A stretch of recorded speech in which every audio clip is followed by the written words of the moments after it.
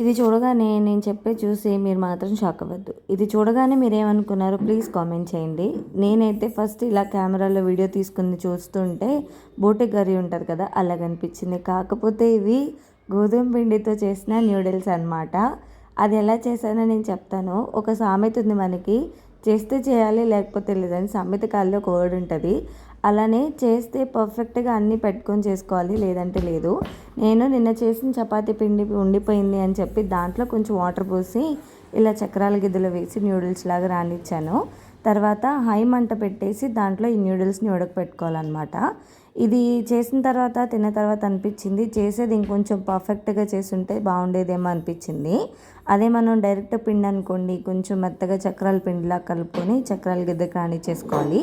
ఉడకపెట్టడం మాత్రం హై మంటలోనే బాగా నీళ్ళు మరిగాకే ఇలా ఉడకపెట్టుకోవాలన్నమాట. ఒక 5 మినిట్స్ సిమ్లో పెట్టితే పిండి అయిపోతుంది. ఇక కావాల్సిన వెజిటబుల్స్ నేనైతే ఇక్కడ ఆనియన్, పచ్చిమిర్చి, క్యాబేజీ వేసుకున్నాను. మీరు క్యాప్సికమ్, క్యారెట్, కరివేపాకు, కొత్తిమీర అవి కూడా వేసుకోవచ్చు. నా దగ్గర లేవనుకని వేయలేదు.